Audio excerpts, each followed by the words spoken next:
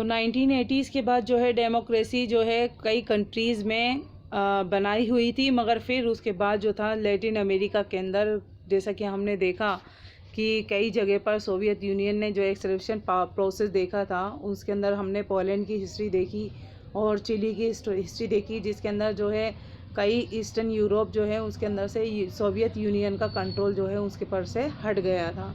नेबरिक communist countries थी। Poland जो है वो पोलैंड की कई जो ऐसी कंट्रीज़ थी बिकेम द फ्री, जो फ्रीड हो गई थी, उनके ऊपर से सोवियत यूनियन का कंट्रोल हट गया था 1989 और 90s के बीच में। फिर उसके बाद वहाँ पर फाइनली डेमोक्रेटिक जो है गवर्नमेंट आई। फिर उसके बाद हमने देखा 1991 के अंदर सोवियत यूनियन का विघटन हो गया, यानी कि वो टूट गई, उसका कंट्रोल जो था वो पूरी तरह से ख़त्म हो गया था। सोवियत यूनियन जो थी वो कंप्राइज हुई 15 रिपब्लिक्स के साथ। All the constituent Republic emerged, और बाकी के जो और दूसरी जो कंट्रीज़ थी वो एक दूसरे के साथ जुड़कर वो इंडिपेंडेंस हो गई। Most of them became democratic, thus the end of Soviet control on East Europe and the break up of the Soviet Union। फिर उसके बाद सोवियत यूनियन का जो है ब्रेक डाउन कर दिया गया, ईस्ट यूरोप के ऊपर से भी उस सोवियत यूनियन का कंट्रोल जो है धीरे धीरे ख़त्म होता चला गया। Led to a big change in the political map of the world, और दुनिया के मैप के अंदर, पॉलिटिकल मैप के अंदर काफ़ी जो है चेंजेस देखने को मिले। In the major changes also took place in India's neighbourhood. आज जो हमारी इंडिया की नेबरिंग कंट्रीज़ है, पाकिस्तान, नेपाल, उसके अंदर बांग्लादेश, जो कि हम उनके अंदर भी देखेंगे कि 1990s के अंदर वहाँ पर भी डेमोक्रेसी को हटा दिया गया। जैसा कि जनरल मुशर्रफ जो है उन्होंने पाकिस्तान के ऊपर कब्ज़ा करके वहाँ पर मिलिट्री आर्मी जो है चला दी थी और वहाँ पर डेमोक्रेटिक गवर्नमेंट को ख़त्म कर दिया था। इसी तरह से नेपाल के अंदर भी जो है वहाँ पर किंगशिप आ गई थी, वहाँ पर भी एक जो है राजा बन गए थे। और बाद में जो है 2005 के अंदर एक नया किंग जब वहाँ पर आया और उसने जितनी भी जो गवर्नमेंट वहाँ पर मौजूद थी उसको डिसमिस कर दिया। फिर इसके बाद जो है लोगों ने वापस से अपने जो पिछला पड़ाव देखा और उसके अंदर देखा कि हमें वापस से संघर्ष करना चाहिए और दोबारा वहाँ पर डेमोक्रेटिक गवर्नमेंट आ गई। इस तरह से हम ये देख सकते हैं कि अलग अलग जगह पर बहुत सारी चीज़ें हमें देखने को मिलेंगी कि कहीं पर डेमोक्रेटिक गवर्नमेंट हुई, फिर उसके बाद वहाँ पर मिलिट्री आर्मी आई और मिलिट्री coup चालू हो गया। Yet the overall trend in this period point to more and more countries turning to democracy. This phase still continue. By 2005, about 140 countries were holding multi-party elections. This number was higher than ever before. More than 80 previously non-democratic countries have made significant advances toward democracy since 1980. But even today, there are many countries where people cannot express which opinion freely। हमें देखने को मिलेगा कि यहाँ की जो 1980s के बाद ज़्यादातर जो कंट्रीज़ हैं वो सब डेमोक्रेटिक गवर्नमेंट बना चुकी हैं, ये वहाँ पर डेमोक्रेसी बना दी गई है। Still cannot elect their leaders, they cannot take big decisions about their present and future life। और कई जगह ऐसी हैं, कई लीडर्स ऐसे हैं जिनको चुना गया मगर उन्होंने ज़्यादातर जो डिसीज़न लिए वो सब जो है बड़े सोच समझ के लिए, मगर उनको चुना नहीं गया, उन लीडर्स को चुना नहीं गया। Can not take big decision, मगर वो एक अच्छा डिसीज़न नहीं ले पाए about their presence and future life, और अपनी प्रेजेंट लाइफ के लिए और फ्यूचर लाइफ के लिए। One such country in Myanmar previously known as Burma, it gained freedom from colonial rule in 1948 and became a democracy, but the democratic rule ended in 1962, which a military coup in 1990s elections. were held for the first time after almost 30 years. And National League for Democracy, led by Aung San Suu Kyi, won the elections, but the military leaders of Myanmar refused to step down and did not recognize the election results. Instead, the military put the elected pro-democracy leaders, including Suu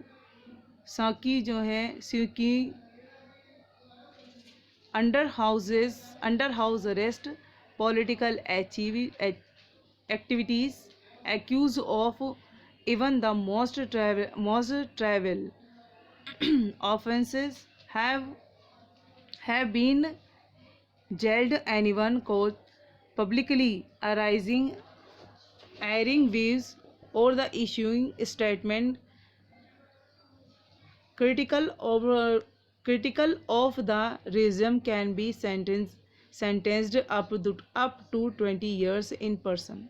Due to the coercive policies of the military ruled government in Myanmar, about 6 to 10 lakh people in that country have been approved.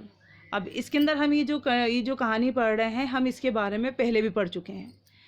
तो जैसे कि मैंने आप लोगों को आंग सान सूकी के बारे में बताया था कि उन्होंने किस तरह से अपने जो है स्ट्रगल किया था और किस तरह से अचीवमेंट की थी, और वहाँ पर जो है डेमोक्रेटिक गवर्नमेंट की स्थापना की थी. इसी तरह से म्यांमार भी एक बर्मा की आज हम one such country in Myanmar की जो है एक कंट्री के अंदर हम देखेंगे कि प्रीवियसली नॉन एज बर्मा, जिसको हम बर्मा के नाम से जानते हैं. It gain freedom of colonial rule in 1948, जिसने इंडिया की आज़ादी के बाद 1948 के अंदर जो है कॉलोनियल रूल से फ्रीडम हासिल की थी.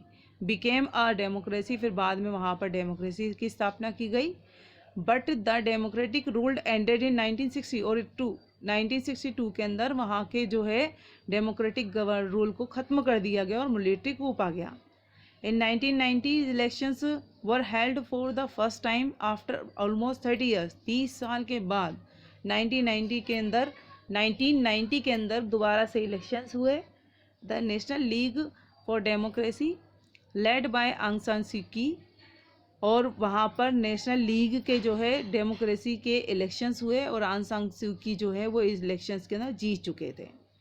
But the military leaders of Myanmar refuse to step down and did not recognize, और उन्होंने इस चीज़ से इनकार कर दिया था कि ये जो इलेक्शन किए गए हम उसको नहीं मानते हैं. और इसका रिज़ल्ट क्या हुआ कि मिलिट्री कूप जो है वो वहाँ पर बना दी गई और आसान क्यों के जो है उनको इंक्लूड कर दिया गया और उनको हाउस अरेस्ट कर दिया गया, यानी कि घर के अंदर नज़रबंद कर दिया गया. पॉलिटिकल एक्टिविटीज़ के तौर पर हम ये देखें कि वहाँ पर जो मिलिट्री कूप बना दिया गया था तो उसके तहत उनके साथ जो मौजूद और भी जो लोग थे उनको भी जेल के अंदर बंद कर दिया गया था. फिर इसके बाद मिलिट्री रूल गवर्नमेंट वहाँ पर म्यांमार के अंदर लागू कर दी गई. अबाउट 6 to 10 लाख पीपल्स, और 6 से 10 लाख यानी कि 6 से लेकर 10 लाख तक के लोगों को that country have been uprooted from their homes and have taken shelter elsewhere.